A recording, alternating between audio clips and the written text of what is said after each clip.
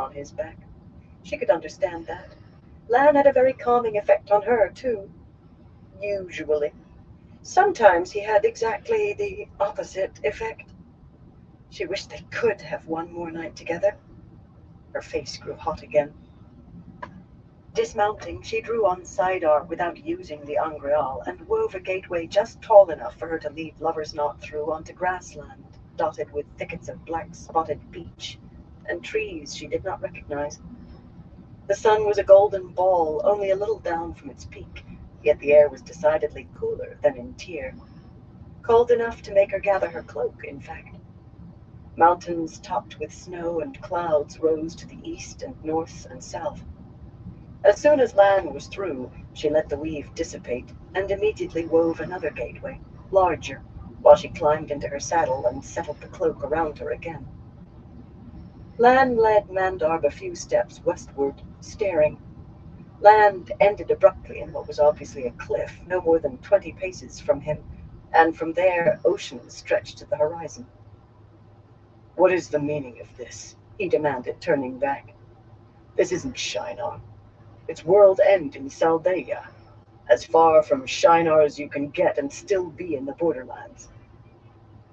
"I told you I would take you to the borderlands, Lan, and I have. Remember your oath, my heart, because I surely will." And with that she dug her heels in the mare's flanks and let the animal bolt through the open gateway. She heard him call her name, but she let the gateway close behind her. She would give him a chance to survive. Only a few hours past midday, less than half a dozen tables were occupied in the large common room of the Queen's Lance.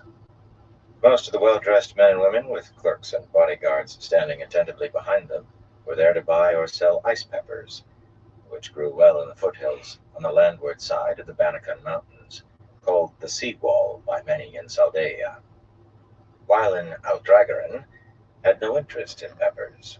The sea wall had other crops, and richer.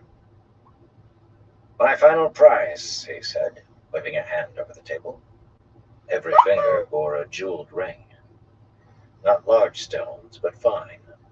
A man who sold gems should advertise. He traded in other things as well: furs, rare woods for cabinet makers, finely made swords and armor, occasionally other things that afforded a good return. But gems brought in the greater part of his profit in any year. "I'll come no lower." The table was covered with a piece of black velvet, the better to show off a good portion of his stock. Emeralds, fire drops, sapphires, and best of all, diamonds. Several of those were large enough to interest a ruler, and none was small. None held a flaw, either. He was known throughout the borderlands for his flawless stones. "Accept it, or someone else will." The younger of the two dark-eyed Ilioners across him, a clean-shaven fellow named Pavel Geraneos, opened his mouth angrily, but the older, Georg Damantanis, his gray-streaked beard practically quivering, laid a fat hand on Geraneos' arm and gave him a horrified look. Aldragaran made no effort to conceal his smile, showing a little tooth. He had been only a toddler when the Trollocs swept down into Melkir, and he had no memories of that land at all. He seldom even thought of Melkir. The land was dead and gone. Yet he was glad he had let his uncles give him the Hadori. At another table, Anakin was in a shouting match with a dark Tyran woman wearing a lace ruff and rather inferior garnets in her ears, the pair of them nearly drowning out the young woman playing the hammered dulcimer on the low platform beside one of the tall stone fireplaces. That lean young man had refused the Hadori, as had Goranellan, who was near Aldragaran's age. Goranellan was bargaining hard with a pair of olive-skinned Altarans, one of whom had a nice ruby in his left ear, and there was sweat on Goranellan's forehead. No one shouted at a man who wore the Hadori and a sword, as Aldragaran did, and they tried to avoid making him sweat. Such men carried a reputation for sudden, unpredictable violence. If he had seldom been forced to use the sword at his hip, it was widely known that he could and would. "I do accept, Master Aldragaran," Damantanis said, giving his companion a sidelong glare. Not noticing, Geraneos bared his teeth in what he probably hoped Eldragoran would take for a smile. Eldragoran let it pass. He was a merchant, after all. A reputation was a fine thing when it enhanced your bargaining power, but only a fool went looking for fights. The Ilianor's clerk, a weedy, graying fellow, and also Ilianor, unlocked their iron-strapped coin box under the watchful eyes of their two bodyguards, bulky men with those odd beards that left the upper lip bare, in leather coats sewn with steel discs. Each carried a sword and stout cudgel at his belt. Eldragoran had a clerk at his own back, a hard-eyed Saldaean, who did not know one end of the sword from the other, but he never used bodyguards. Guards on his premises, to be sure, but not bodyguards. That only added its bit to his reputation. And of course, he had no need of them. Once Damontanus had endorsed 2 letters of rights and passed over 3 leather purses fat with gold, Eldragoran counted the coins, but did not bother weighing them. Some of those thick crowns from 10 different lands would be lighter than others, yet he was willing to accept the inevitable loss. The Ilianors carefully gathered up the stones, sorting them into wash-leather purses that went into the coin box. He offered them more wine, but the stout man declined politely, and they departed with the bodyguards, carrying the iron-strapped box between them. How they were to protect anything burdened so was beyond him. Kayakun was far from a lawless town, but there were more footpads abroad than usual of late. More footpads, more murderers, more arsonists, more of every sort of crime. Not to mention madness of the sort a man just did not want to think on. Still, the gems were the Ilianor's concern now. Ruthen had Eldragoran's coin box open. A pair of bearers were waiting outside to carry it, but he sat staring at the letters of rights and the purses. Half again what he had expected to get. Light coins from Altara and Murandi, or no light coins, at least half again. This would be his most profitable year ever. And all due to Geraneos letting his anger show. Damontanus had been afraid to bargain further after that. A wonderful thing, reputation. Master Eldragoran, a woman said, leaning on the table, you were pointed out to me as a merchant with a wide correspondence by pigeon. He noticed her jewelry first, of course, a matter of habit. The slim golden belt and long necklace were set with very good rubies, as was one of her bracelets, along with some pale green and blue stones he did not recognize and so dismissed as worthless. The golden bracelet on her left wrist, an odd affair linked to 4 finger rings by flat chains, and the whole, intricately engraved, held no stones, but her remaining 2 bracelets were set with fine sapphires and more of the green stones. 2 of the rings on her right hand held those green stones, but the other 2 held particularly fine sapphires. Particularly fine. Then he realized she wore a 5th ring on that hand, stuck against one of the rings with a worthless stone. A golden serpent, biting its own tail. His eyes jerked to her face, and he suffered his second shock. Her face, framed by the hood of her cloak, was very young, but she wore the ring, and few were foolish enough to do that without the right. He had seen young Aes Sedai before, 2 or 3 times. No, her age did not shock him. But on her forehead she wore the Kassain, the red dot of a married woman. She did not look Melchieri. She did not sound Melchieri. Many younger folk had the accents of Saldaea or Kandor, Arafel or Shinar. He himself sounded of Saldaea, but she did not sound a borderlander at all. Besides, he could not recall the last time he had heard of a Melchieri girl going to the White Tower. The tower had failed Melchieri in need, and the Melchieri had turned their backs on the tower. Still, he stood hurriedly. With Aes Sedai, courtesy was always wise. Her dark eyes held heat. Yes, courtesy was wise. How may I help you, Aes Sedai? You wish me to send a message for you via my pigeons? It will be my pleasure. It was also wise to grant Aes Sedai any favors they asked, and a pigeon was a small favor. A message to each merchant you correspond with. Tarman Gaiden is coming soon. He shrugged uneasily. That has nothing to do with me, I said. I am a merchant. She was asking for a good many pigeons. He corresponded with merchants as far away as Shinar. But I will send your message. He would, too, however many birds it required. Only stone-blind idiots failed to keep promises to Aes Sedai. Besides which, he wanted rid of her and her talk of the last battle. Do you recognize this? She said, fishing a leather cord from the neck of her dress.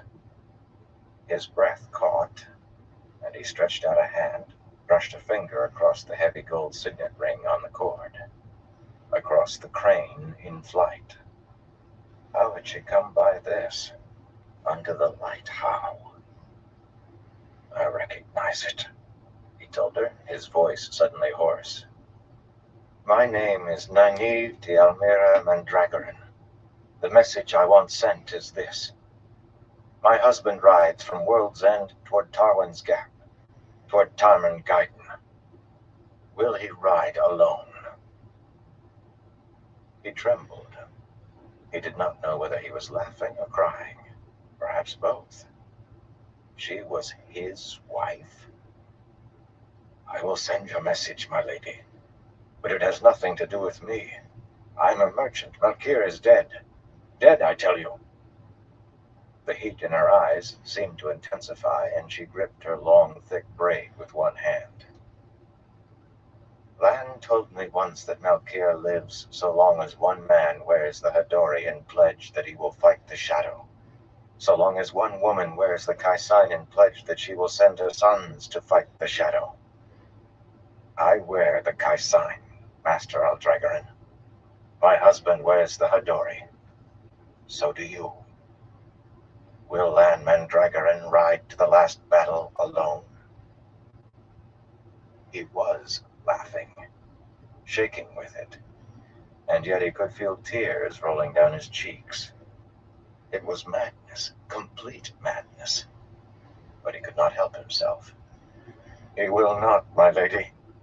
I cannot stand surety for anyone else, but I swear to you under the light and by my hope of rebirth and salvation, he will not ride alone. For a moment she studied his face, then nodded once firmly and turned away. He flung out a hand after her. May I offer you wine, my lady? My wife will want to meet you. Alida was Saldaean, but she definitely would want to meet the wife of the uncrowned king. Thank you, Master Aldragoran, but I have several more towns to visit today, and I must be back in Tyr tonight. He blinked at her back as she glided toward the door, gathering her cloak. She had several more towns to visit today, and she had to be back in Tyr tonight. Truly, Aes Sedai were capable of marvels. Silence hung in the common room. They had not been keeping their voices low, and even the girl with the dulcimer had ceased playing her hammers. Everyone was staring at him. Most of the Outlanders had their mouths hanging open. Well, Mannigan, Goranellin, he demanded, do you still remember who you are? Do you remember your blood? Who rides with me for Tarwan's Gap? For a moment he thought neither man would speak. But then Goranellin was on his feet, tears glistening his eyes. The golden crane flies for Tarman Gaiden, he said softly. The golden crane flies for Tarman Gaiden, Mannigan shouted, leaping up so fast he overturned his chair. Laughing, Aldragoran joined them, all three shouting at the top of their lungs. The golden crane flies for Tarman Gaiden! Chapter 21. Within the Stone. The mud of the outer city gave way to paved streets at the walls of Tyr, where the first thing Rand noticed was the absence of guards.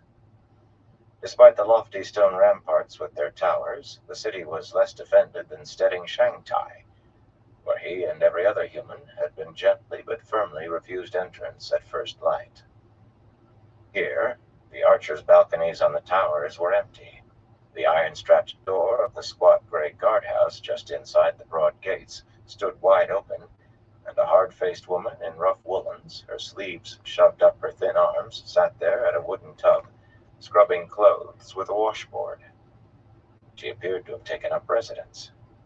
Two small grubby children, sucking their thumbs, stared wide-eyed past her at him and his companions. At their horses, at least. Ida Shah was a sight to stare at. A sleek black stallion with a massive chest, a horse that drew attention, yet he had chosen to ride the animal anyway. If the Forsaken could find him as easily as they had at Elgaren's manor house, there was little point to hiding, or at least to putting too much effort into it. He wore black riding gloves to conceal the dragon's heads on his hands and the herons branded into his palms. His coat was dark gray wool, without a stitch of embroidery, the stallion's saddlecloth simple, and his sword's hilt and scabbard had been covered in unworked boar hide ever since it came into his possession. Nothing to pull a second glance. Cadsway, in unadorned gray wool, wore the hood of her dark green cloak well up to shield her Aes Sedai face, but Min, Nynaeve, and Olivia had no need for hiding. Though Min's flower-embroidered red coat and snug breeches might attract a little notice, not to mention her heeled red boots. He had seen women in Cairhien wearing clothes like that, copying her, yet it seemed unlikely that her fashion had spread to Tyr, where modesty held sway. In public, at least. Nynaeve was wearing yellow-slashed blue silk, and all of her jewelry, just partly concealed by her blue cloak, but Tyr would be full of silks. She had wanted to wear her shawl. That was in her saddlebags, though. A little effort only. The second thing he noticed was the sound, a rhythmic, racketing clatter, accompanied periodically by a piercing whistle. Faint at first, it seemed to be coming closer rapidly. Despite the early hour, the streets he could see from the gates were crowded. Half the people inside appeared to be sea folk, the men bare-chested, the women in bright linen blouses, all wearing long slashes more colorful than those worn by Tyran commoners. Every head appeared to be turned toward that sound. Children darted through the throng, dodging carts most often pulled by oxen with wide horns, racing toward the noise. Several well-dressed men and women had dismounted from their sedan chairs and stood with their bearers to watch. A fork-bearded merchant, with silver chains across the chest of his coat, was half out of the window of a red-lacquered coach, shouting at his driver to manage the nervously dancing team while he strained for a better view. White-winged pigeons, startled from pointed slate rooftops by a particularly sharp whistle, suddenly wheeled into the air, and two large flocks crashed into one another, pelting the folk below with stunned birds. Every single bird fell. A few people actually stopped staring toward the approaching noise and gaped at the sky. A surprising number snatched up fallen birds and wrung their necks, though, and not just barefoot people in worn woolens. A woman in silk and lace, standing beside one of the sedan chairs, quickly gathered half a dozen before gazing toward the noise, with the birds dangling from her hands by their feet. Olivia made a startled sound. "Is that ill luck or good?" she drawled. "It must be ill, unless pigeons here are different." Nynaeve gave her a sour look, but said nothing. She had been very quiet since Lan vanished the day before, a subject on which she was doubly silent. "Some of those people are going to die of hunger," Min said sadly. The bond quivered with sorrow.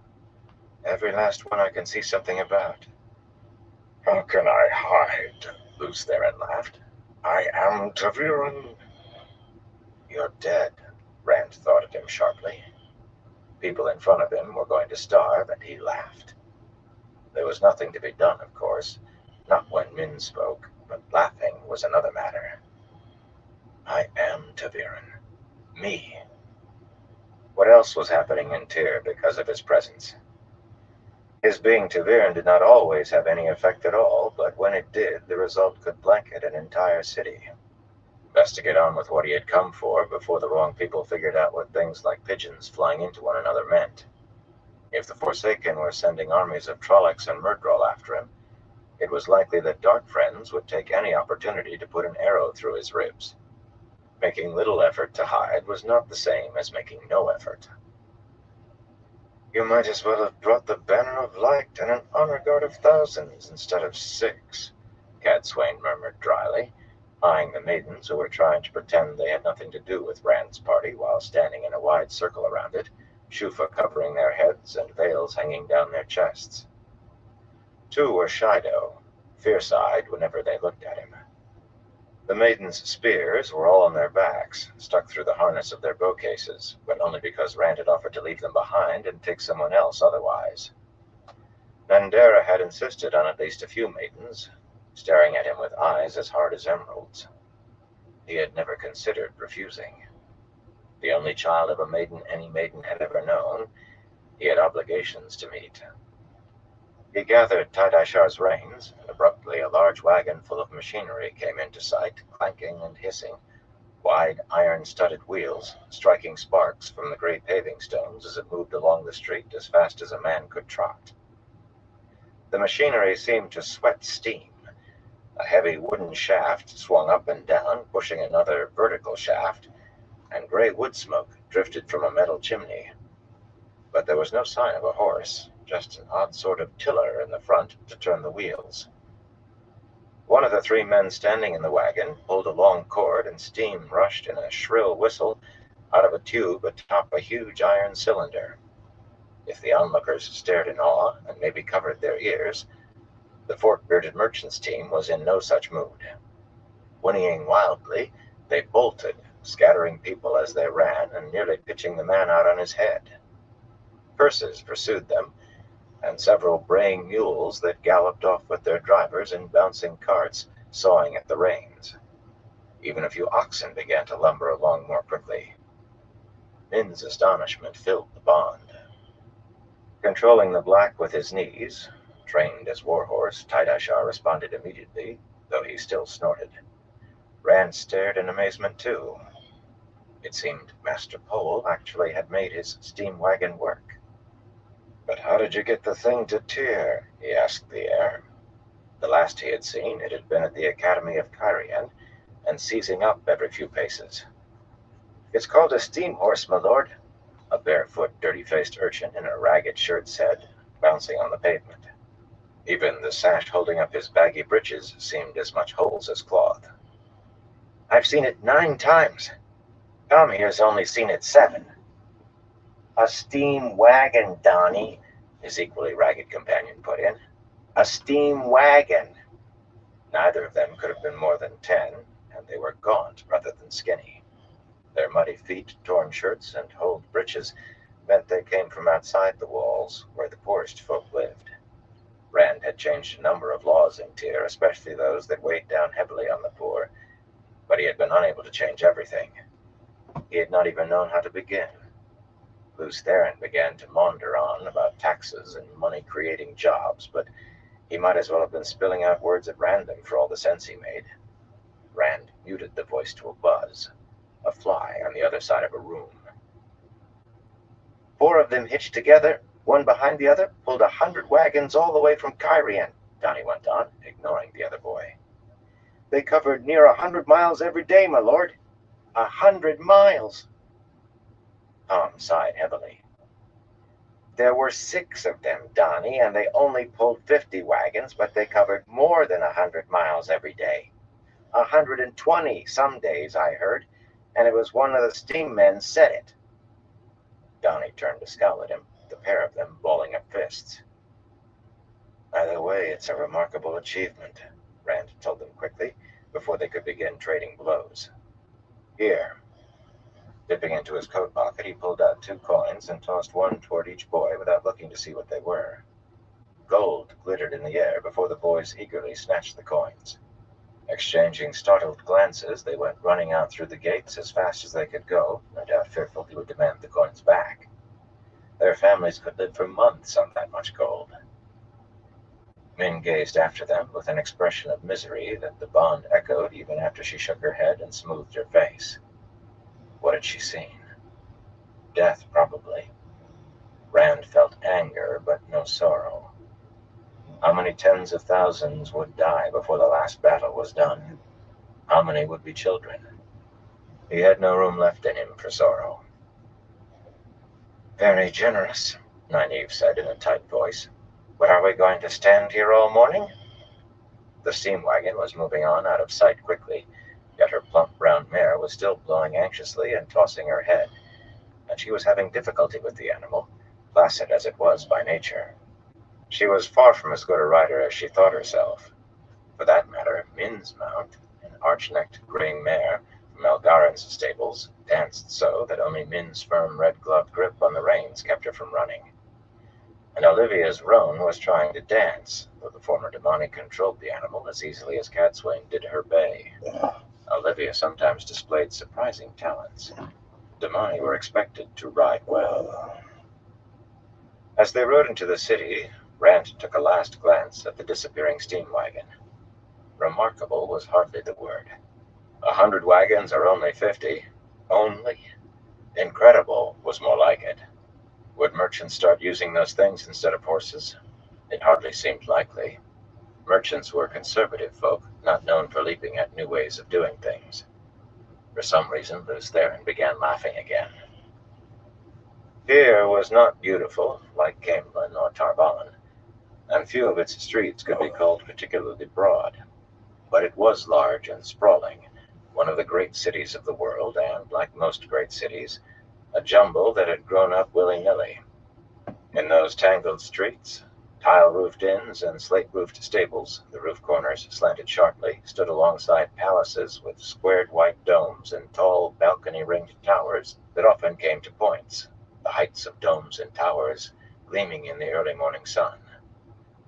Smithies and cutlers, seamstresses and butchers, fishmongers and rug-weavers' shops rubbed against marble structures with tall bronze doors behind massive white columns, guild halls and bankers' and merchants' exchanges. At this hour the streets themselves were still cast in deep shadows, yet they bustled with that storied southern industry. Sedan chairs borne by pairs of lean men wove through the crowds almost as quickly as the children who raced about in play, while coaches and carriages behind teams of 4 or 6 moved as slowly as the carts and wagons, most drawn by large oxen. Porters trudged along, their bundles slung beneath poles carried on 2 men's shoulders, and apprentices carried rolled carpets and boxes of the master's handiwork on their backs. Hawkers cried their wares from trays or hand barrows, pins and ribbons, a few with roasted nuts and meat pies, and tumblers or jugglers or musicians performed at nearly every intersection. You would never have thought this city was the site of a siege. Not everything was peaceful, though. Early morning or not, Rand saw obstreperous drunks being thrown out of inns and taverns, and so many fistfights and men wrestling on the pavement that it seemed one pair was not well out of sight before the next came into view. A good many obvious armsmen mingled in the crowd, swords at their hips and the fat sleeves of their woolen coats striped in various house colors, but even those wearing breastplates and helmets made no move to break up the rows. A fair number of the fights involved armsmen, with each other, with sea-folk, with roughly clad fellows who might have been laborers or apprentices, or shoulder-thumpers. Soldiers with nothing to do grew bored, and bored soldiers got drunk and fought. He was glad to see the rebels' armsmen bored. The maidens, drifting through the throng and still trying to pretend they had no association with Rand, drew puzzled looks and head-scratching, mainly from dark-faced sea-folk, though a gaggle of children trailed after them gaping. The Tyrants, many of whom were not all that much fairer than the sea-folk, had seen Aiel before, and if they wondered why they had returned to the city, it appeared they had different business at hand this morning, and more important. No one seemed to give Rand or his other companions a second glance. There were other mounted men and women in the streets, most of them outlanders, here a pale Carianan merchant in a somber coat, there an Arafellan with silver bells fastened to his dark braids, here a copper-skinned Domani, in a barely opaque riding dress, barely hidden by her cloak, followed by a pair of hulking bodyguards in leather coats sewn with steel discs. There a Shinaran with his head shaved except for a gray topknot, and his belly straining his buttons. You could not move 10 paces in Tyr without seeing outlanders. Iron commerce had laws. Which was not to say that he passed through the city without incident. Ahead of him, a running baker's boy tripped and fell, flinging his basket into the air, and when the boy levered himself off the paving stones as Rand rode by, he stopped halfway up with his mouth hanging open, staring at the long loaves standing on end near the basket, propped together in a rough cone. A fellow in his shirt sleeves, drinking in a second-story window of an inn, overbalanced and toppled toward the street with a shriek that cut off when he landed on his feet not 10 paces from Tidashar, mug still in hand. Rand left him behind, wide-eyed and feeling at himself in wonderment. Ripples of altered chance were following Rand through the city, spreading across the city. Not every event would be as harmless as the loaves or as beneficial as the man landing on his feet rather than his head. Those ripples could turn what should be a bruiseless tumble into broken bones or a broken neck. Lifelong feuds could be started by men speaking words they had never thought to hear come from their own lips. Women could decide to poison their husbands over trivial offenses they had tolerated complacently for years. Oh, some fellow might find a rotting sack full of gold buried in his own basement without really knowing why he had decided to dig in the first place. Or a man might ask and gain the hand of a woman he had never before had the courage to approach. But as many would find ruination as found good fortune. Balance, Min had called it. A good to balance every ill. He saw an ill to balance every good. He needed to be done in Tyr and gone as soon as possible. Galloping in those crowded streets was out of the question, but he picked up his pace enough that the maidens had to trot. His destination had been in sight since long before he entered the city, a mass of stone like a barren, sheer-sided hill that stretched from the river Aranin into the city's heart, covering at least 8 or 9 marches, a good square mile or more, and dominating the city's sky. The stone of Tyr was mankind's oldest stronghold, the oldest structure in the world, made with the one power in the last days of the breaking itself. One solid piece of stone it was, without a single join, though better than 3,000 years of rain and wind had weathered the surface to roughness. The first battlements stood 100 paces above the ground, though there were arrow slits aplenty lower, and stone spouts for showering attackers with boiling oil or molten lead.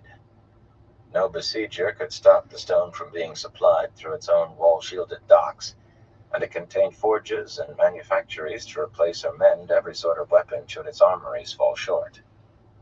Its highest tower, rearing over the very the banner of Tyr, half red, half gold, with a slanting line of 3 silver crescents, and so large that it could be made out plainly as it curled in a strong breeze. It had to be strong to move that flag. Lower towers supported smaller versions, but here they alternated with another rippling banner, the ancient symbol of Aes Sedai, black and white on a field of red. The banner of light, the dragon banner, some called it, as if there were not another that bore that name. The High Lord Darlin was flaunting his allegiance, it seemed. That was well. Alana was in there, and whether or not that was well, he would have to learn. He was not as sharply aware of her as before Elaine and Avienda and Min jointly bonded him. He thought he was not. They had pushed her aside to take primacy somehow, and she had told him she could sense little more of him than his presence. Yet she still lay in the back of his head, a bundle of emotions and physical sensations. It seemed a long time since he had been near enough to her to sense those. Once again the bond with her felt an intrusion, a would-be usurper of his bond to Min and Elaine and Avienda. Alana was weary, as if perhaps she had not been getting enough sleep lately, and frustrated, with strong streaks of anger and sulkiness. Were the negotiations going badly? He would find out soon enough. She would be aware he was in the city, aware he was coming closer, if little more. Min had tried to teach him a trick called masking that supposedly could hide him from the bond, but he had never been able to make it work. Of course, she admitted she had never been able to make it work either. Soon he found himself on a street that ran directly to the plaza that surrounded the stone on three sides, but he had no intention of riding straight there. For one thing, every massive iron-strapped gate would be barred tight. For another, he could see several hundred armsmen at the foot of the street. He expected there would be the same in front of every gate. They hardly gave the impression of men besieging a fortress. They seemed to be lounging about with no order. Many had their helmets off, and their halberds propped against the buildings lining the street, and serving women from nearby taverns and inns circulated among them selling mugs of ale or wine from trays. Yet it was highly unlikely they would remain complacent about anyone trying to enter the stone. Not that they could stop him, of course. He could sweep aside a few hundred men like so many moths. He had not come to Tyr to kill anyone, though, not unless he had to, so he rode into the stable yard of a tile-roofed inn, 3 stories of dark gray stone with a prosperous look. The sign out front was freshly painted with, of all things, a rough approximation of the creatures encircling his forearms. The artist apparently had decided the thing was inadequate as described, though, because he had added long, sharp teeth and leathery, ribbed wings. Wings? They almost looked copied from one of those Shonchan flying beasts.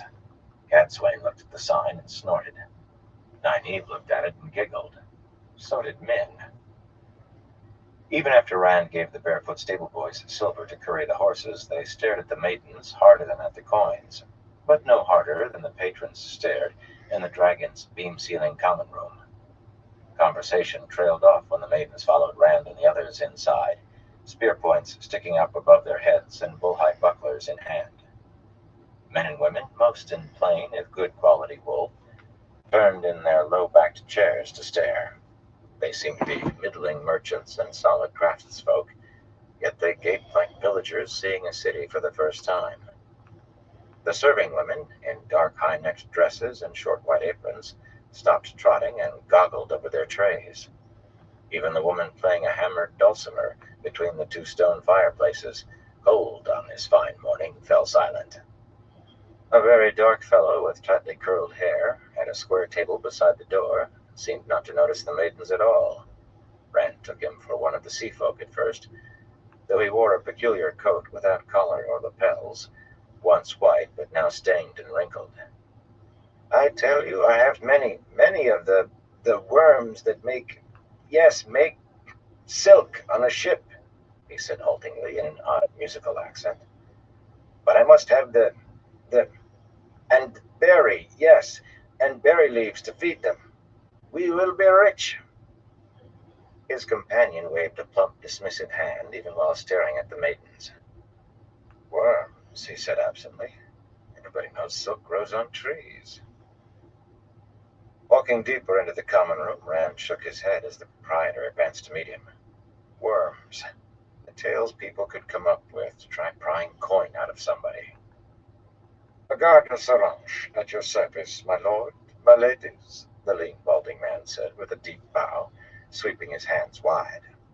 Not all Tyrans were dark by any means, but he was nearly as fair-complected as a Kyrianan. "How may I serve?" His dark eyes kept drifting to the maidens, and every time they did, he tugged at his long blue coat as though it suddenly felt too tight. "You want a room with a good view of the stone," Rand said. "It is worms that make silk, friend," a man drawled behind him. "My eyes on it."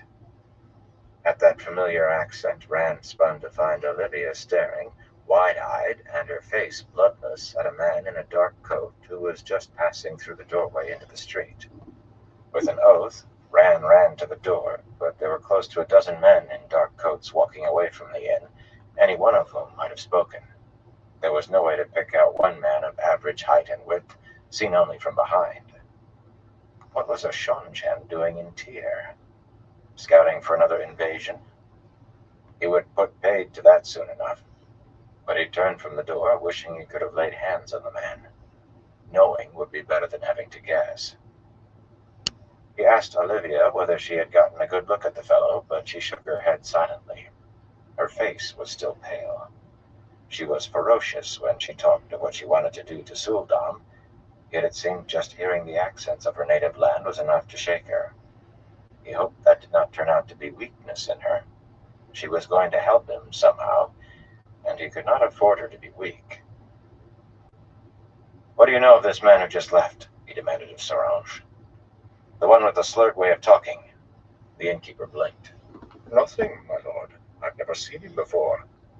You want one room, my lord?" He ran his eyes over Min and the other women, and his lips moved as if he were counting. "If you're thinking of any impropriety, Master Sorange," Nynaeve said indignantly, tugging at the braid hanging from the cowl of her cloak, "you had best think twice and again, before I box your ears." Min hissed softly, and one hand drifted toward her other wrist before she checked the motion. Light, but she was quick to reach for her knives. "What impropriety?" Olivia asked in tones of puzzlement. Cadswain snorted. "One room," Rand said patiently. Women can always find a reason to be indignant, he thought. Or had that been Luce Theron? He shrugged in discomfort, and a touch of irritation that he only just managed to keep out of his voice. "Your largest with a view of the stone. We don't want it for long. You'll be able to rent it out again for tonight. You may have to keep our horses a day or two, though." A look of relief crept over Sorange's narrow face, though patently false rue filled his voice. "I regret that my largest room is taken, my lord. In fact, all of my large rooms are taken. But I will be more than happy to escort you up the street to the Three Moons and—" "Pah!" Cadswain pushed back her hood enough to reveal her face and some of her golden hair ornaments. She was all cool composure, her gaze implacable. "I think you can find a way to make that room available, boy. I think you had better find a way. Pay him well," she added to Rand, ornaments swaying on their chains. That was advice, not an order. Sorange took Rand's fat golden crown with alacrity. It was doubtful the entire inn earned much more in a week. But it was Cadswain's ageless face that sent him bounding up the staircase at the back of the common room, to return in a handful of minutes and show them to a room on the second floor with dark polished paneling and a rumpled bed wide enough for three, flanked by a pair of windows filled by the stone looming over the rooftops. The previous occupant had been hustled out so quickly that he had left a woolen stocking crumpled at the foot of the bed and a carved horn comb on the washstand in the corner. The innkeeper offered to have their saddlebags brought up, and wine, and seemed surprised when Rand refused, but one glance at Cadswain's face, and he bowed his way out again hurriedly. The room was fairly large, as inn rooms went, yet not compared to most chambers in Algaren's manor house, much less in a palace, especially not with near a dozen people filling the space. The walls seemed to close in on Rand. His chest suddenly felt tight. Every breath came with difficulty. The bond was suddenly full of sympathy and concern. "The box," Luce Theron panted. "Have to get out of the box." Keeping his eyes on the windows, being able to see the stone was a necessity, and seeing open air between the dragon and the stone, the open air above, loosened his breathing a little. Just a little. Keeping his eyes fixed on the sky above the stone, he ordered everyone to stand against the walls. They obeyed with speed. Well, Cadswain gave him a sharp look before gliding to the wall, and Nynaeve sniffed before flouncing over, but the rest moved quickly. If they thought he wanted space for safety's sake, in a way he did. Having them out of his line of sight made the room seem a little larger. Only a little, yet every inch was a blessed relief. The bond was filled with concern. "Must get out," Luce Theron moaned. "Have to get out." Stiffening himself against what he knew would come, watchful of any attempt by Luce Theron, Rand seized the male half of the true source, and Sayadine flowed into him. Had the madman tried to seize it first? He had brushed it, certainly, touched it, but it was Rand's. Mountains of flame collapsing in fiery avalanches tried to scour him away. waves that made ice seem warm, trying to crush him in raging seas. He gloried in it, suddenly so alive it seemed he had been sleepwalking before. He could hear the breath of everyone in the room, could see that great banner atop the stone so clearly he almost thought he could make out the weave of the fabric. The double wound in his side throbbed as if trying to rip itself out of his body. But with the power filling him, he could ignore that pain. He thought he could have ignored a sword thrust. Yet with Sayadine came the inevitable violent nausea, the almost overwhelming desire to double over and empty himself of every meal he had ever eaten. His knees trembled with it. He fought that as hard as he fought the power, and Sayadine had to be fought ever and always. A man forced Sayadine to his will, or it destroyed him. The face of the man from Chateau Logat floated in his head for a moment. He looked furious, and near to sicking up. Without any doubt, he was aware of Rand in that moment, and Rand of him. Move a hair in any direction, and they would touch. No more than a hair. "What's the matter?" Nynaeve demanded, moving close and peering up at him in concern. "Your face has gone all gray." She reached for his head, and his skin popped out in goosebumps. He brushed her hands away. "I'm all right. Stand clear." She stood there, giving him one of those looks women carried in their belt pouches. This one said she knew he was lying, even if she could not prove it. Did they practice those looks in front of mirrors? "Stand clear, Nynaeve."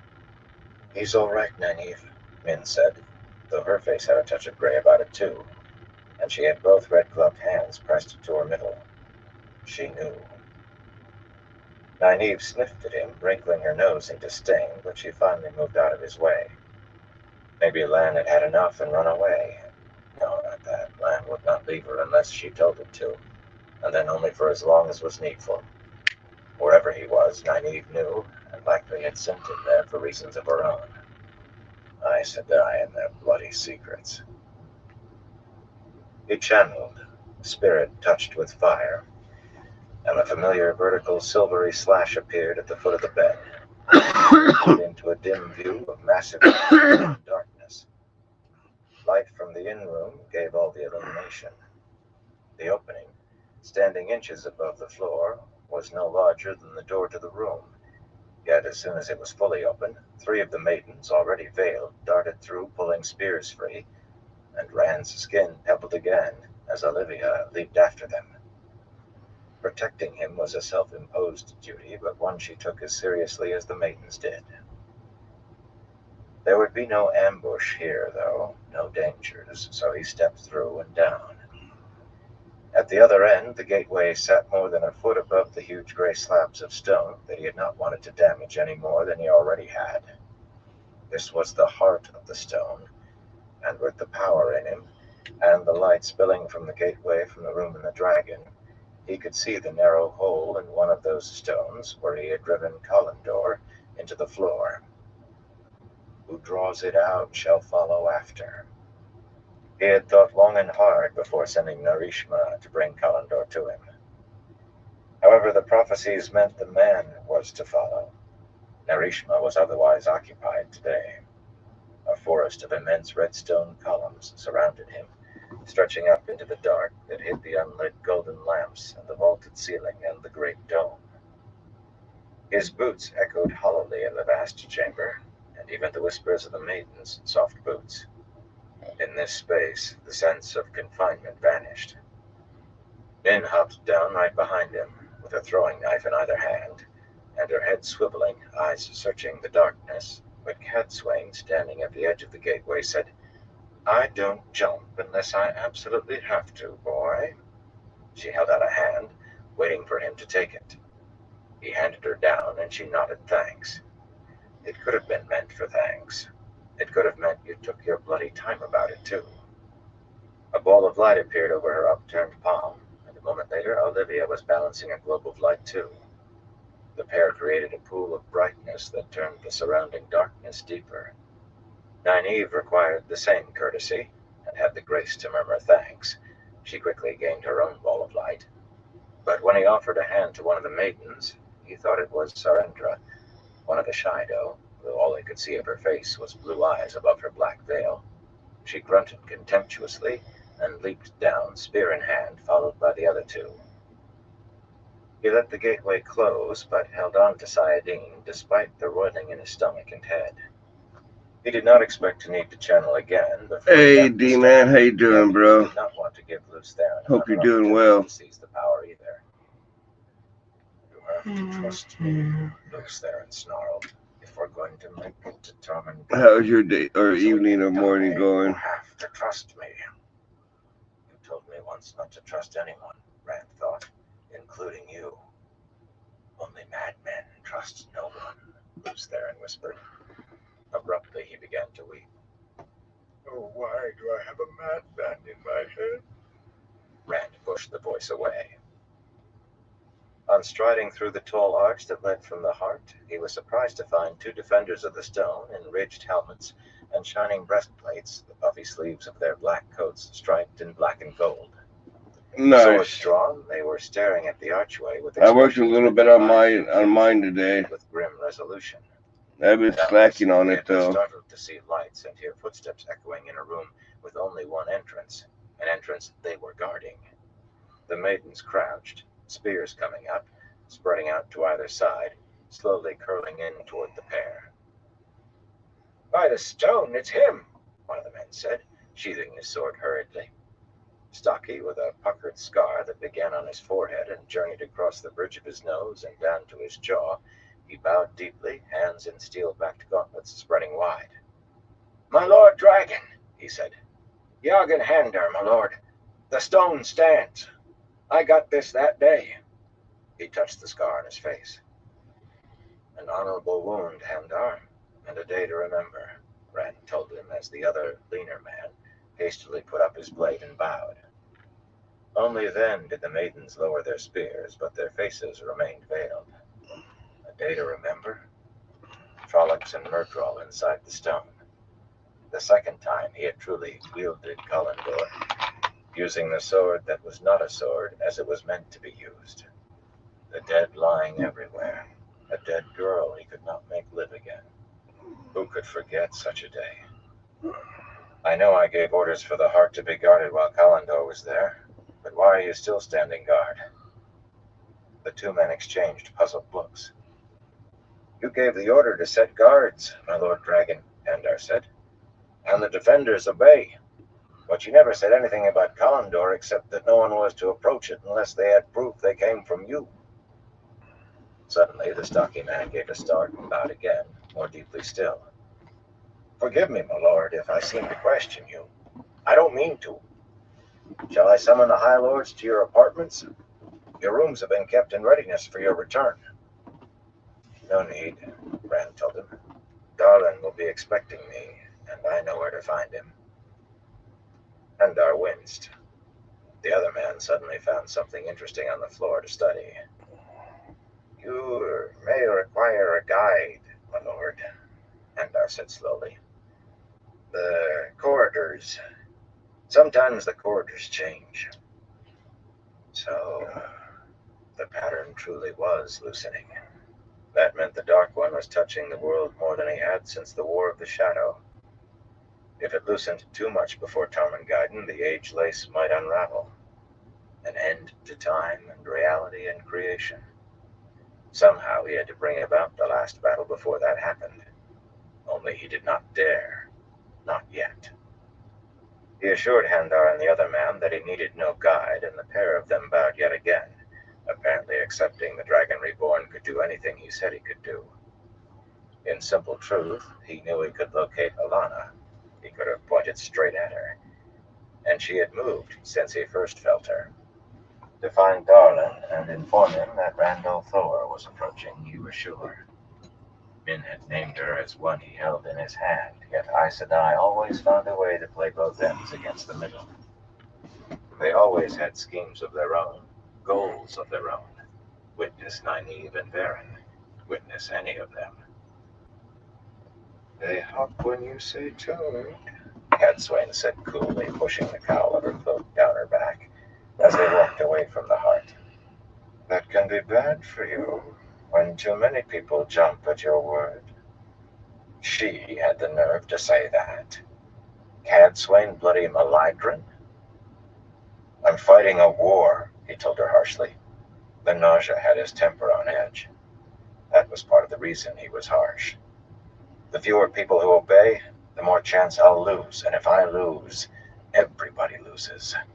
If I could make everybody obey, I would. There were far too many who did not obey as it was, or obeyed in their own way. Why in the light would men feel pity? Cadswain nodded. As I thought, she murmured half to herself. And what was that supposed to mean?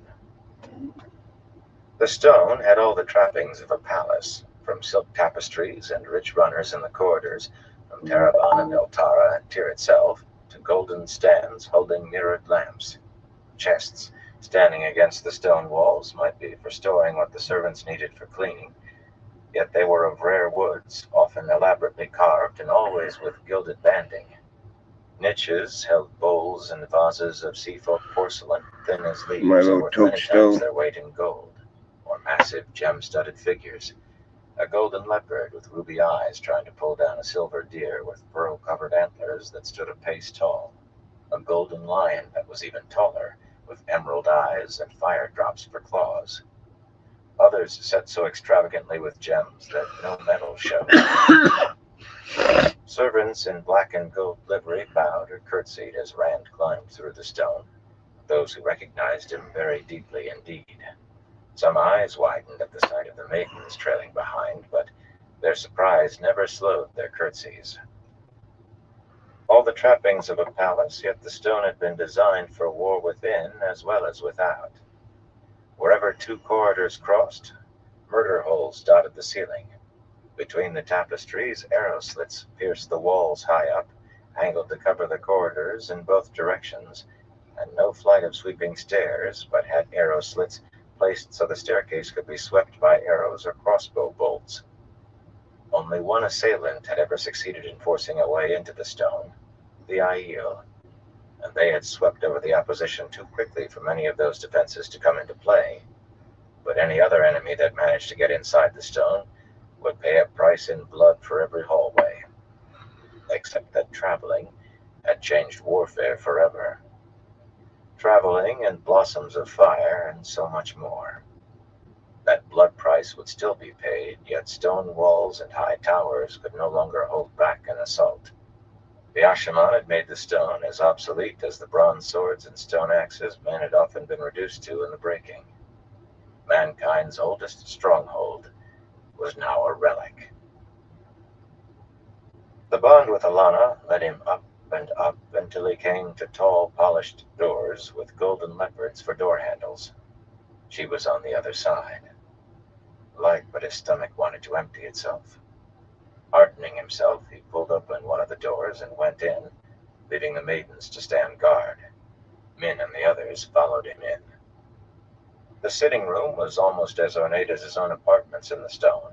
The walls hung with broad silk tapestries, showing scenes of the hunt and battle.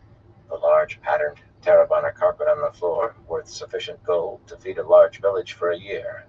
The black marble fireplace tall enough for a man to walk into, and wide enough to hold 8 abreast.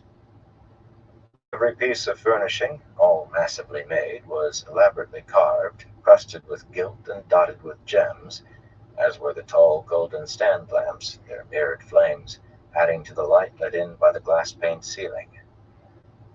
A golden bear with ruby eyes and silver claws and teeth, more than a pace high, stood atop a gilded plinth on one side of the room, while an identical plinth held an emerald-eyed, ruby-taloned eagle nearly as tall. Restraint pieces for Tyr. Seated in an armchair, Alana looked up as he walked in, and held out a golden goblet for one of the 2 young serving women in black and gold to fill with dark wine from a tall golden pitcher.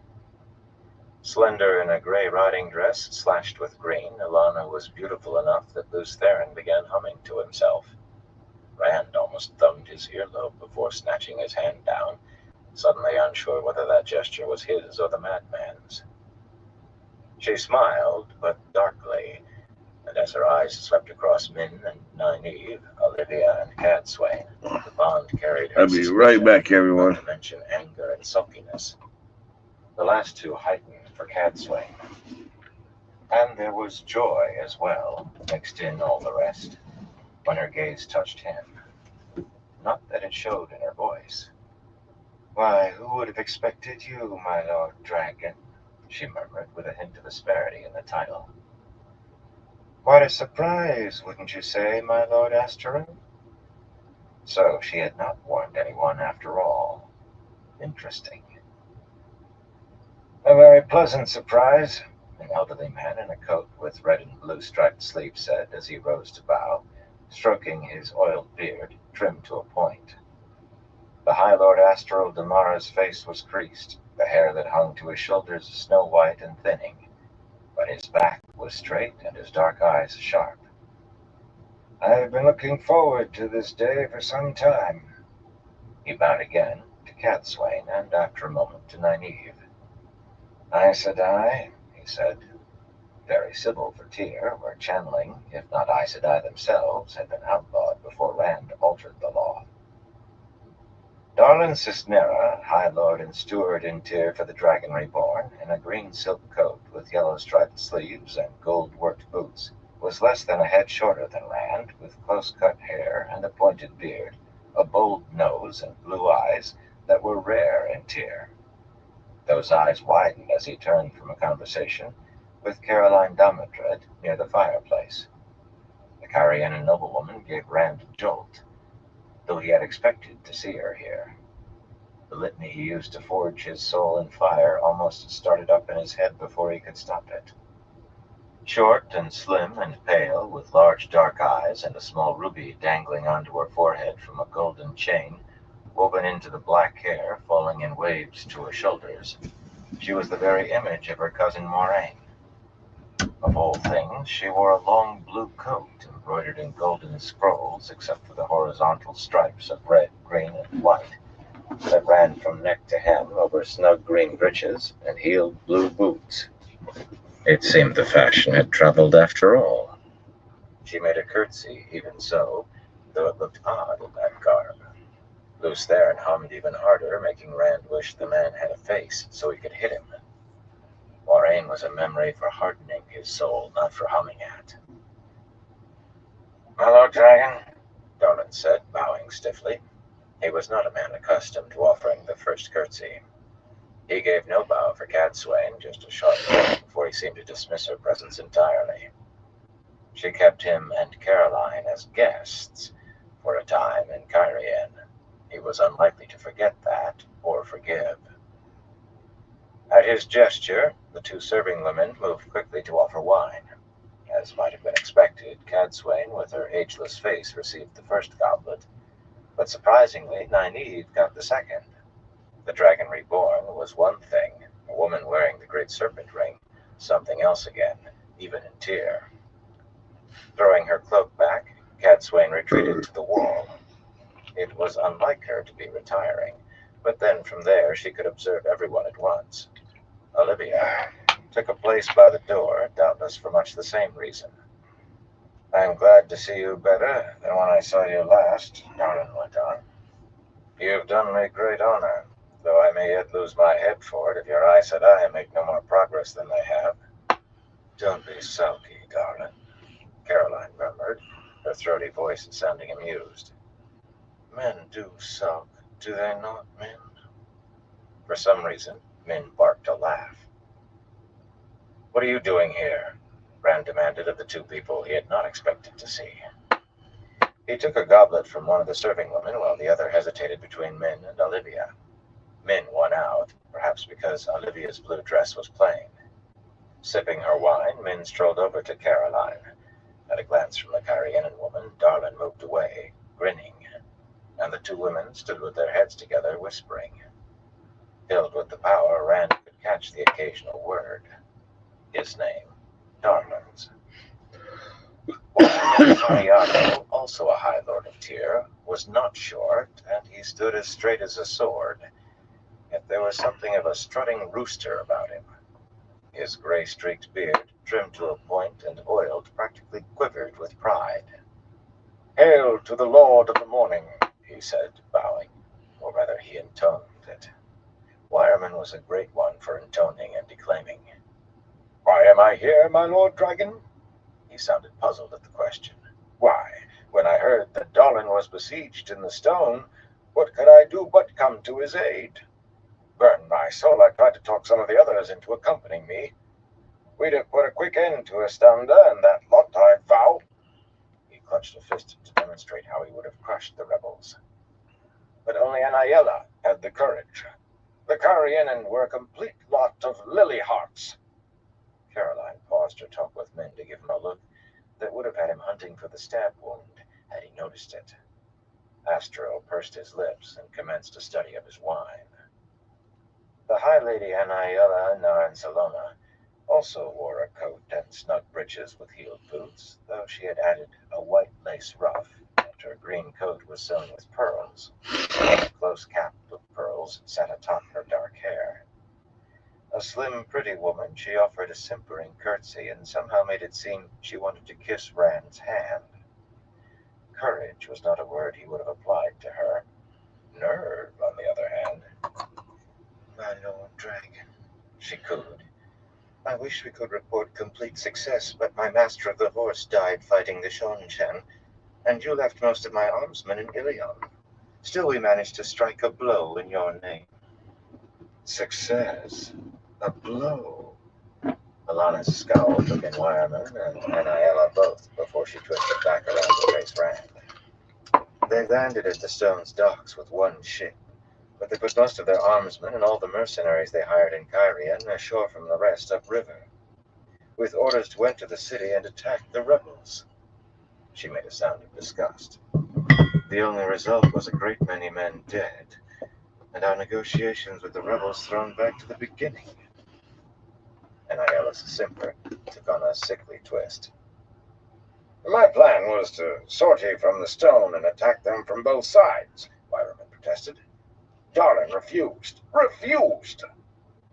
Darlin was not grinning now. He stood with his feet apart and looked a man who wished he had a sword in his hand rather than a goblet. I told you then, Wireman, if I stripped the stone of defenders, the rebels would still have outnumbered us badly. Too badly.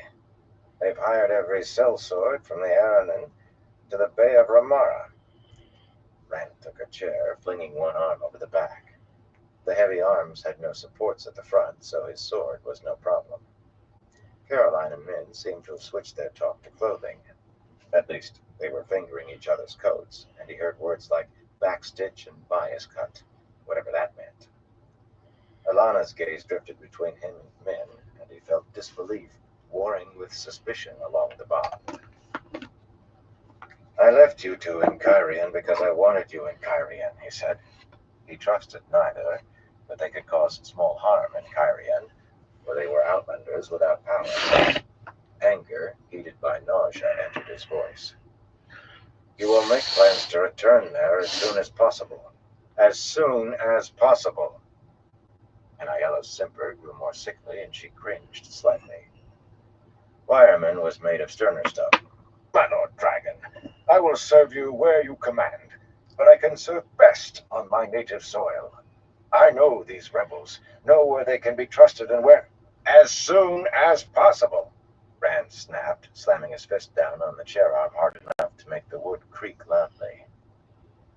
One, Cadswain said, quite clearly and quite incomprehensibly. I strongly suggest you do as he says, Lord Wireman. Nynaeve eyed Wireman blandly, took a sip of wine. He has a temper lately, worse than ever, and you don't want it directed at you. Cadswain exhaled a heavy breath. Stay out of this, girl, she said sharply. Nynaeve glared at her, opened her mouth, then grimaced and closed it again. Gripping her braid, she glided across the carpet to join Min and Caroline. She had gotten very good at gliding. Wireman studied Cadswain for a moment, tilting back his head so he was staring down his nose. As the Dragon Reborn commands, he said finally, so does Wireman Santiago obey. My ship can be ready to sail by tomorrow, I wager. Will that suffice? Rand nodded curtly. It would have to answer. He was not about to waste a moment making a gateway to send this pair of fools where they belong today. There's hunger in the city, he said, eyeing the golden bear. How many days would that much gold feed Tyr? The thought of food made his stomach clench, and waited for a response that was quick in coming, if not from the direction he expected. Darlin had cattle and sheep herded down to the city, Caroline said with some considerable warmth. Rand was the one getting the dagger look now. These days, she faltered for a moment, though the heat never left her gaze. These days, meat is inedible 2 days after slaughter, so he had the animals brought and wagons full of grain. Estanda and her companions seized it all for themselves. Darlin gave her a fond smile, but his voice was apologetic. I've tried 3 times, but Estanda is greedy, it seems. I saw no point in continuing to supply my enemies, your enemies. Rand nodded. At least the man was not ignoring the situation in the city. There are 2 boys who live outside the walls, Donnie and Com. I don't know any more name than that. About age 10. Once the rebels are settled, and you can leave the stone, I would appreciate it if you found them and kept an eye on them. Min made a sound in her throat, and the bond carried sadness so bleak it almost overwhelmed the burst of love that came with it. So, it must have been death she saw. But she had been wrong about Moraine. Maybe this viewing could be changed by a Taviran. No, Bruce Theron growled. Her viewings must not change. We have to die. Rand ignored him. Darlin appeared puzzled by the request, but he acceded. As what else was he to do when the Dragon Reborn made it? Rand was about to bring up the purpose of his visit when Bera Harkin, another of the Aes Sedai he had sent to Tyr to deal with the rebels, entered the room, frowning over her shoulder as if the maidens had made some difficulty for her. They might well have. The Aiel considered the Aes Sedai sworn to him to be Wise One's apprentices, and maidens took every opportunity to remind apprentices that they were not Wise Ones yet. She was a stocky woman with brown hair cut close around a square face, and despite her green silks, lacking Aes Sedai agelessness, she would have looked a farm wife. A farm wife who ruled her house and farm with a firm hand, though, and would tell a king not to track mud into her kitchen. She was Green Aja, after all, with every scrap of Green Aja pride and haughtiness. She frowned at Olivia, too, with all the disdain of Aes Sedai for Wilder, and that faded only to coolness when she caught sight of Rand. Well, I must say I shouldn't be surprised to see you, considering what's happened this morning, she said. Unpinning her simple silver cloak brooch, she fastened it to her belt pouch and folded the cloak over her arm. Though it might have been the news that the others are no more than a day west of the Aranin. The others, Rand said quietly and steely hard. Bera did not seem impressed. She went on arranging the folds of her cloak. The other high lords and ladies, of course. Sunaman, Tolmaran, all of them. Apparently, they're traveling hot foot for Tyr as fast as their armsmen's horses can move. Rand leaped up so fast that his sword bound for a moment on the chair arm. Only a moment, because the gilded wood, weakened by his earlier blow, split with a loud crack and the arm dropped to the carpet. He never so much as glanced at it. The fools! Lashon Chan at the border with Altara, and they were coming back to Tyr? Doesn't anybody remember how to obey? He thundered. I want messengers sent to them immediately. They're to return to Ilion faster than they left, or I'll have the lot of them hanged. 2, Cat Swain said. What in the light was she counting? A bit of advice, boy. Ask her what happened this morning. I smell good news. Bera gave a little start at realizing Cat Swain was in the room. Eyeing her sideways, and cautiously, she stopped fiddling with her cloak. We've reached agreement, she said, as if the question had been asked. Tadosian and Simon were wavering as usual, but Herne was nearly as adamant as Istanda. She shook her head. I think Tadosian and Simon might have come around sooner, but some fellows with strange accents have been promising them gold and men. Sean Chan, Nynaeve said. Olivia opened her mouth, then closed it without speaking. They might be, Vera allowed. They keep clear of us and look at us like we were mad dogs that might bite any moment.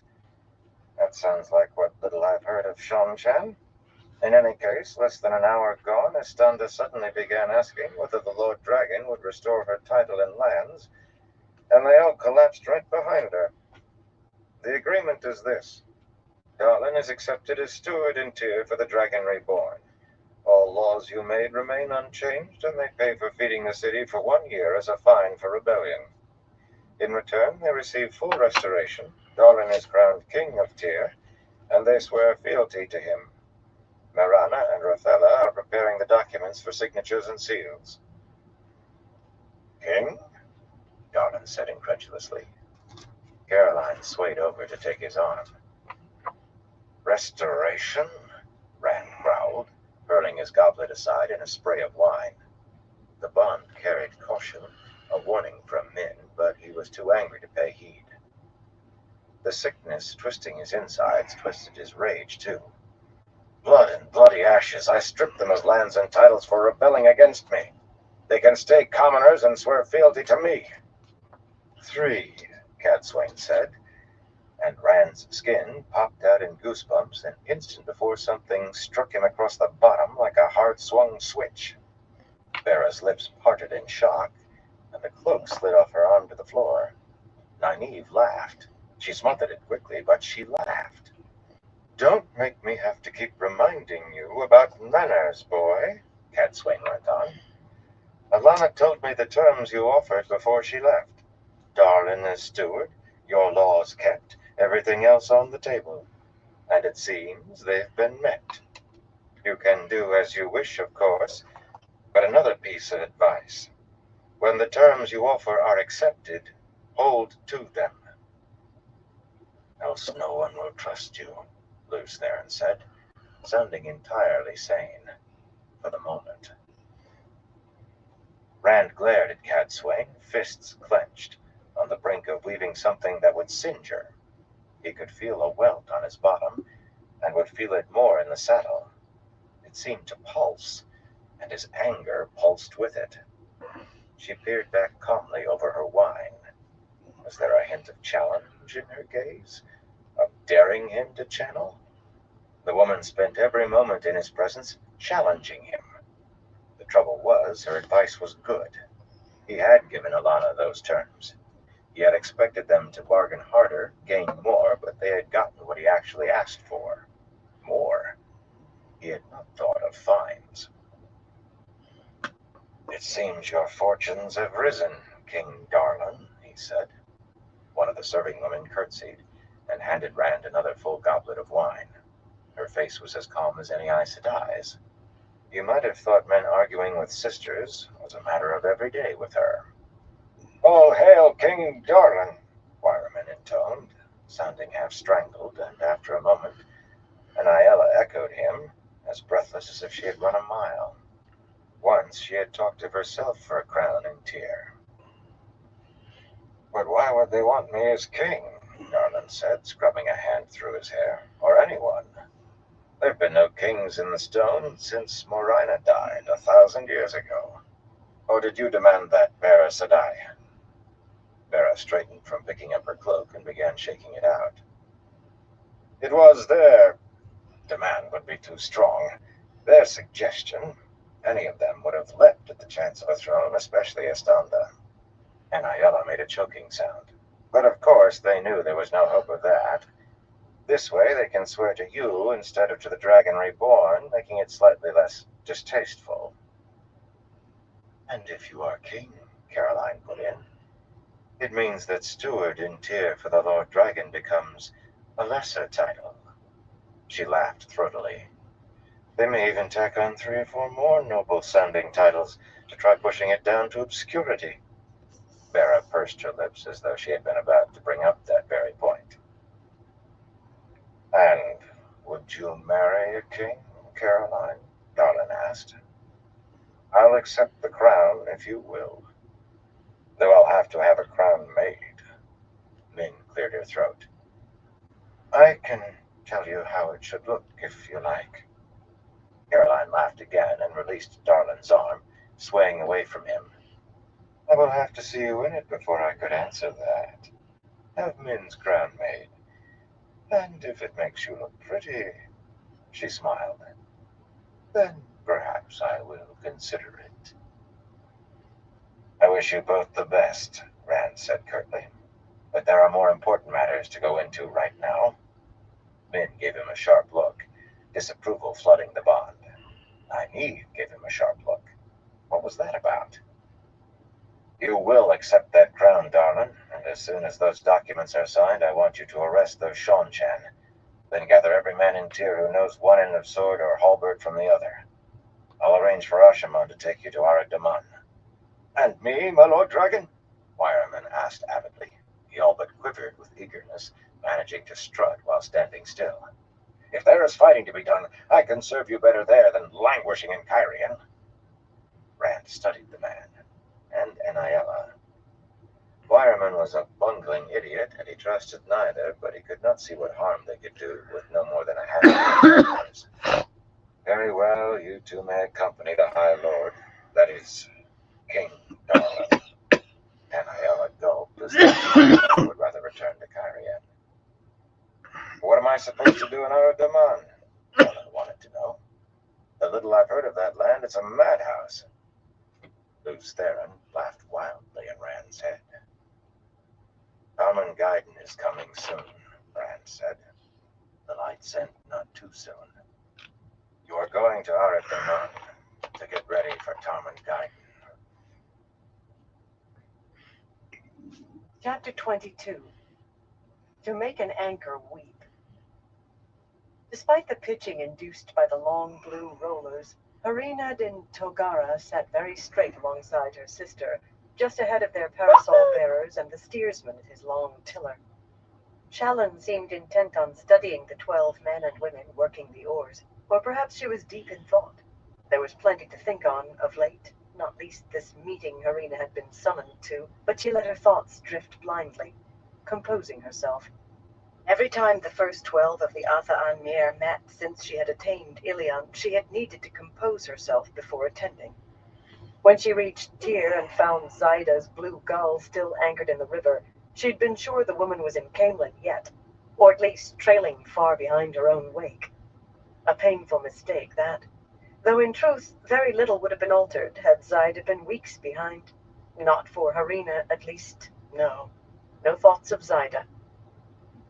The sun stood only a fist above the horizon in the east, and several vessels of the shorebound were making for the long breakwater that guarded Ilion's harbor. One carried 3 masts and a semblance of a high rig, all the major sails square, yet he was squat and ill-handled, wallowing through the low, rolling seas in fountains of spray rather than slicing them. Most were small and low-rigged, their triangular sails nearly all high-boomed. Some seemed quick enough, but since the shore-bound seldom sailed beyond sight of land and usually anchored at night for fear of shoals, their quickness availed them little.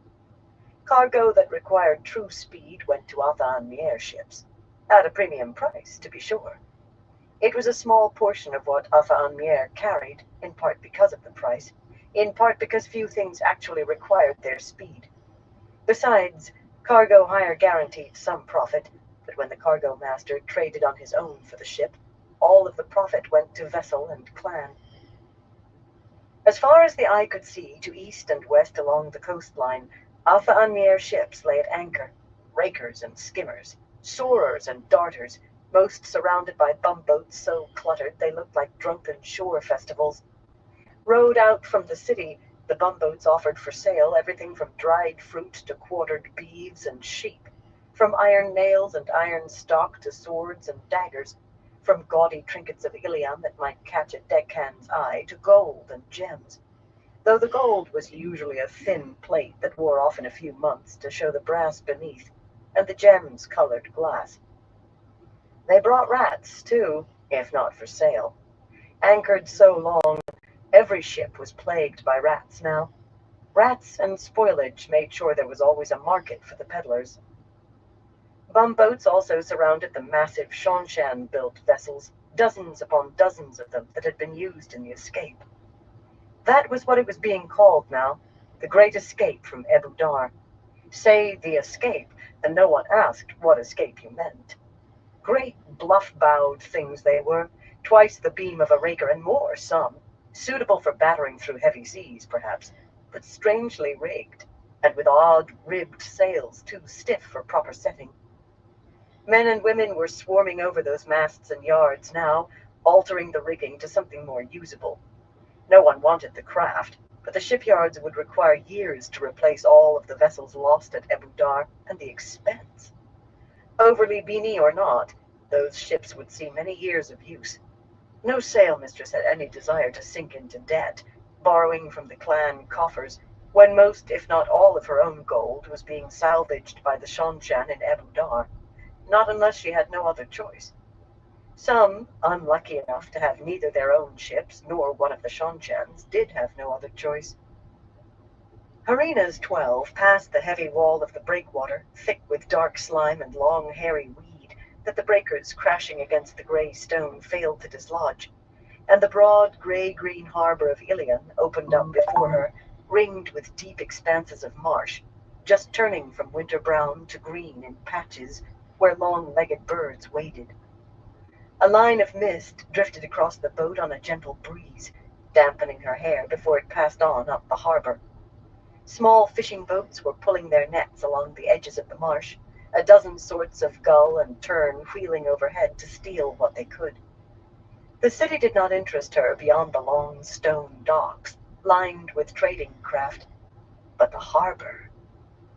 That broad, nearly circular expanse of water was the greatest anchorage known, and filled with shipping and river craft, most waiting their turn at the docks. It truly was filled by hundreds of vessels in every shape and size, and not all of those ships belonged to the shorebound. There were only rakers here, those slender three-masters that could race porpoises. Rakers and three of the ungainly Shanshan monstrosities. They were the vessels of wave-mistresses and of sail-mistresses who formed the first 12 of each clan, those that could be fitted into the harbor before there was no more room. Even Ilion's anchorage had its limits, and the Council of Nine, not to mention this steward in Ilion for the Dragon Reborn, would have made trouble had the Athanmir begun crowding their trade. Abruptly, a strong, icy wind came up out of the north. No, it did not come up. It just suddenly was there full strength, whipping the harbor to choppy white caps, and carrying a smell of pines and something earthy. She knew little of trees, but much of timbers used in building ships, though she did not think there were many pines anywhere near to Ilion. Then she noticed the mist line. While ships rocked and pitched under that southerly blast, the mist continued its slow drift northward. Keeping her hands on her knees required effort. She wanted very much to wipe the dampness out of her hair. She had thought after Shadar Logoth that nothing ever would shake her again, but she had seen too many oddities of late. Oddities that spoke of the world twisting. As abruptly as it had come, the wind was gone. Murmurs rose, the stroke faltered, and the number 4 port oar caught a crab, splashing water into the boat. The crew knew winds did not behave that way. "Steady there," Harina said firmly. "Steady." "Give way together, you shore-bound rag-pickers!" her deck mistress shouted from the bows. Lean and leathery, Jadine had leather lungs as well. "Do I need to call the stroke for you?" The twin insults tightened some faces in anger, others in chagrin, but the oars began moving smoothly again. Shallan was studying the mist now. Asking what she saw, what she thought, would have to wait. Harina was not sure she wanted the answer heard by any of her crew. They had seen enough to have them frightened already. The steersman turned the 12 toward one of the bulky Shanshan ships, where any bumboat that ventured near was being chased away before the peddler could get out 2 words. It was one of the largest of them, with a towering stern castle that had 3 levels. 3! And the thing actually had a pair of balconies across the stern. She would not care to see what a following sea driven by a Samaros or one of the Arith Ocean's Sohins would do to those. Other 12s and a few 8s waited their turn to sidle up to the vessel in the order of precedence of their passengers. Jadine stood up in the bow and bellowed, "Showdine!" Her voice carried well, and a 12 that was approaching the ship circled away. The others continued their waiting.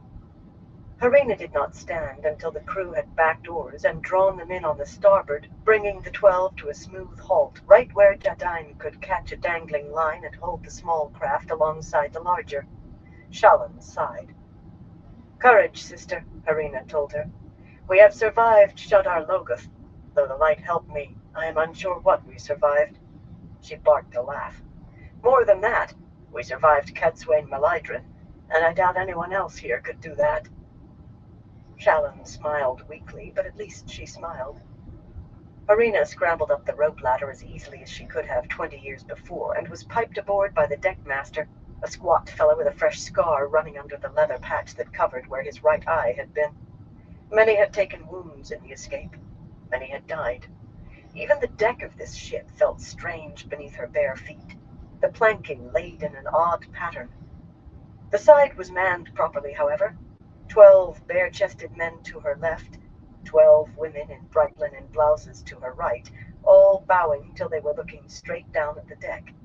She waited for Shallan and the parasol-bearers to join her before starting forward. The vessel's sailmistress and wind-finder at the end of the rows bowed less deeply, while touching hard lips and forehead.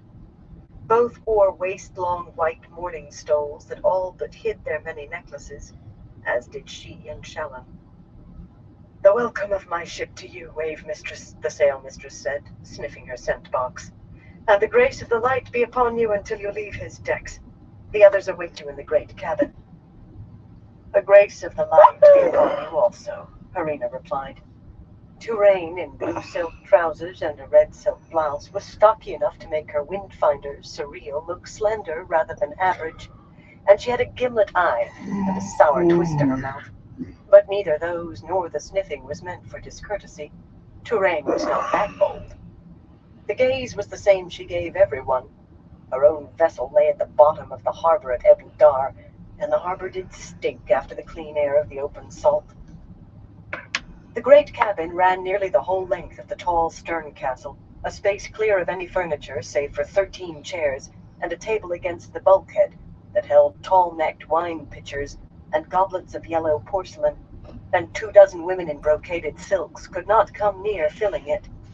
She was the last of the first 12 of the Atha'anir to arrive, and the reaction to her among the other wave-mistresses was what she had come to expect. Lincora and Waline turned their backs very deliberately.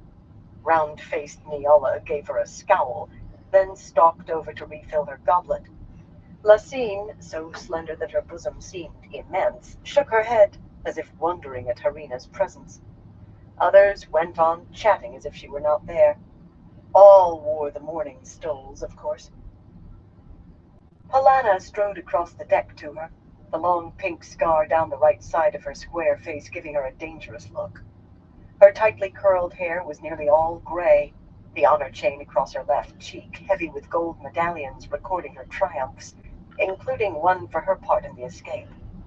Her wrists and ankles still bore the marks of Shanshan chains, though hidden by her silks now.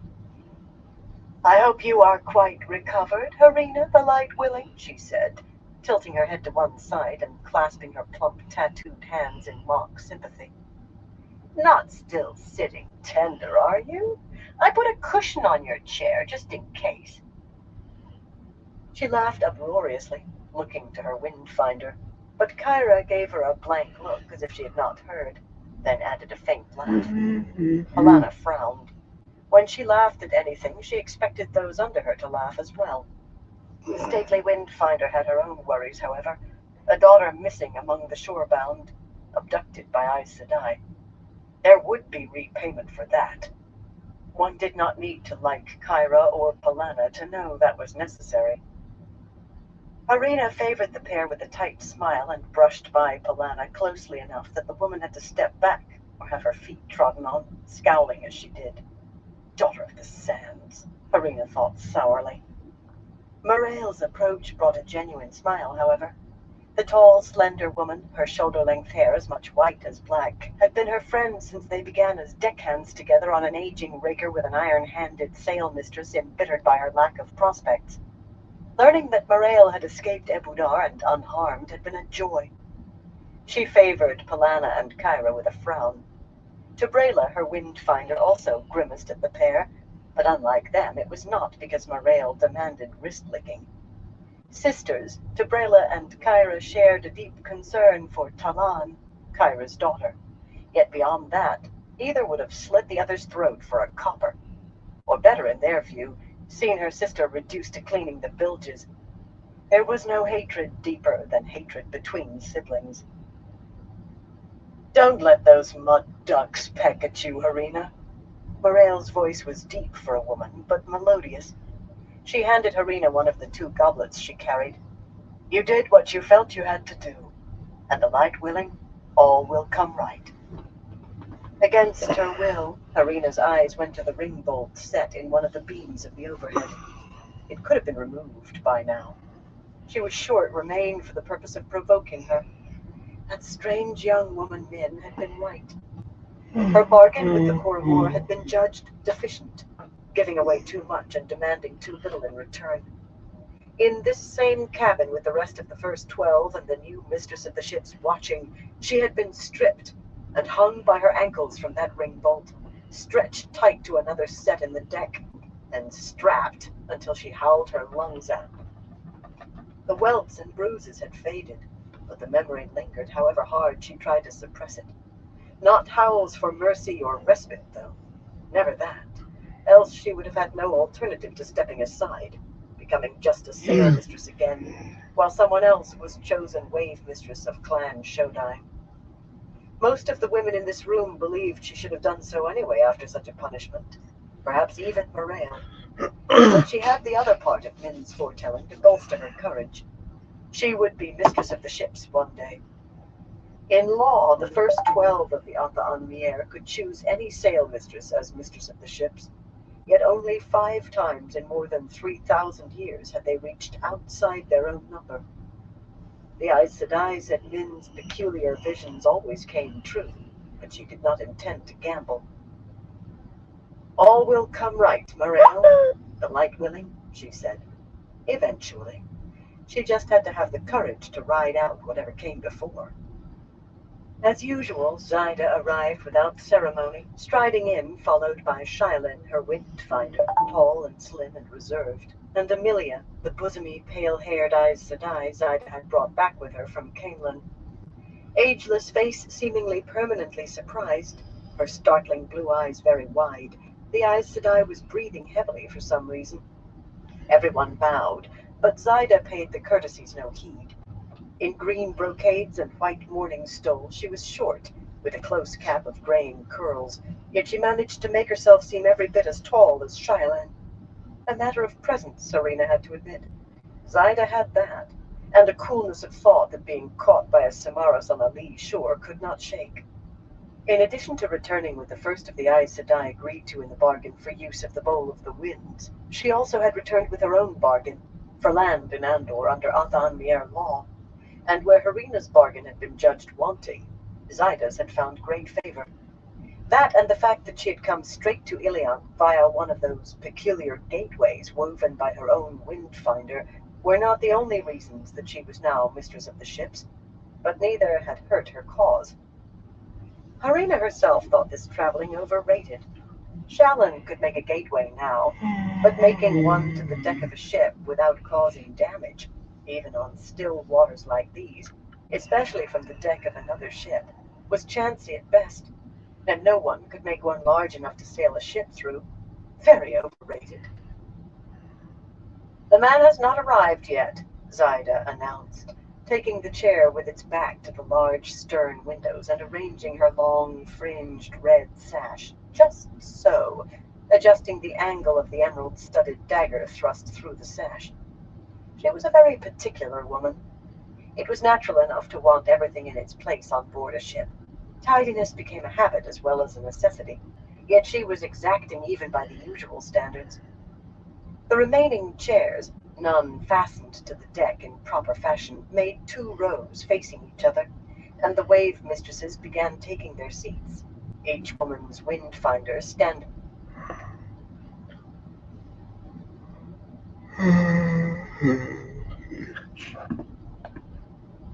Alright, everyone, I'm gonna call into this live for tonight. I want to thank everyone for stopping by and everyone who keeps stopping by. I definitely appreciate all y'all's support. Until next time, everyone, y'all stay safe.